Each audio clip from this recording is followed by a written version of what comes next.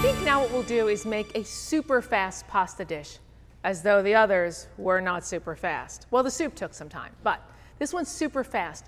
When people think of couscous, they don't think of it as pasta, but in fact, it is. It's pasta dough that's just been rolled into tiny little pieces.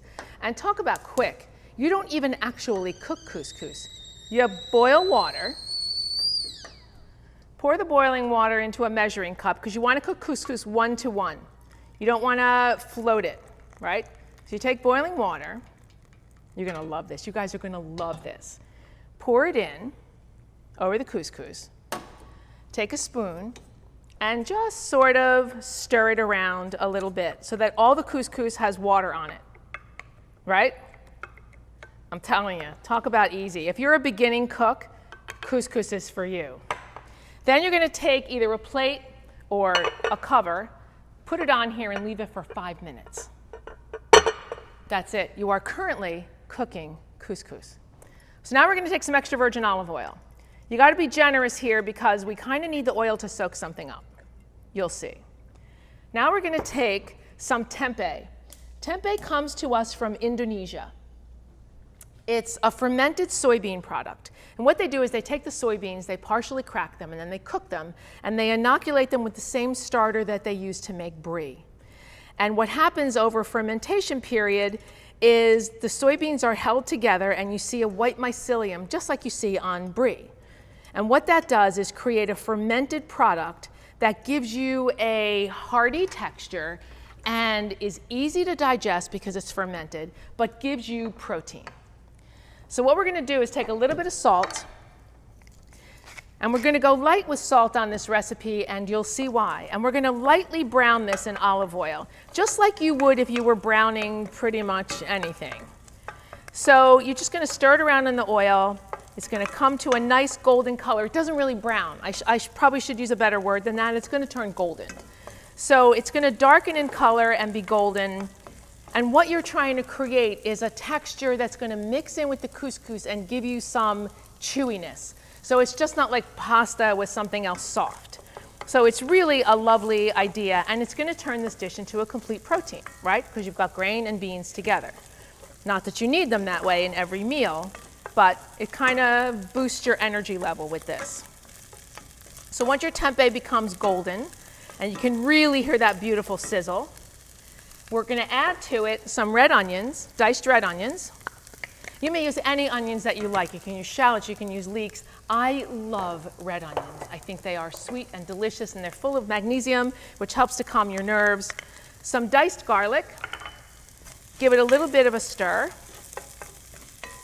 And you don't want to cook the onions too much here. You want them to just lose that raw onion flavor. You want them to still have a little bit of tooth, right? Then we'll add some capers. And then we're going to very quickly cut some oil-cured olives in half. And these will also get stirred in. And this will give us not only richness, but pantothenic acid. And pantothenic acid is said to be the compound that caused the ancient Romans to believe that eating olives would make them live forever. Now, they didn't know to call it pantothenic acid, but modern science tells us that pantothenic acid is linked to longevity. So they were on the right path. They just didn't know what to call it. Some of these olives are slippery little suckers, too. So we're just going to chop those. We're going to throw those in. Now you can see why I said go really light with salt at the beginning, because you've got capers and olives. If you add a lot of salt here, you'll just have a dish that's moderately inedible. So the olives go in. Give it a nice little stir. You have to be attentive to this. You can't walk away too much. And now we have sun-dried tomatoes. Now, all tomatoes are rich in a compound called lycopene, also vitamin C, but lycopene is an antioxidant that helps us to have reproductive wellness, particularly men. It's linked to a healthy prostate.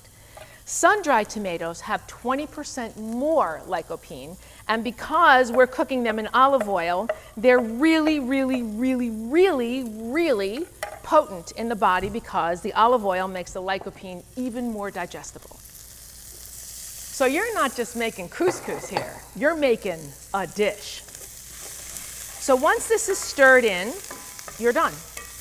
Turn it off so it doesn't burn. Now we're going to go back to our couscous. Take a fork, and you're just going to go in here and sort of move the couscous around and loosen it. And you can see it's gotten sort of fluffy and loose, and this is what you want. It took less than 5 minutes. You can leave it as long as you need to, but 5 minutes will do the trick. We add our sautéed bits into here. Tempeh, olives, sun-dried tomatoes, capers, onions, and garlic. Yum. And then the last thing is we'll take some fresh basil and a bitter green. Now you can use arugula, you can use escarole, you can use dandelion, but you want a nice bitter green because it's going to help you to digest the oil in the olives and in the olive oil more efficiently. So not only do you have a complete protein, you have a dish that you can digest so easily. And we made this dish start to finish, no problem, in about 6 minutes. So what are you waiting for? Get back to the cutting board, and I'll see you next time on Christina Cooks.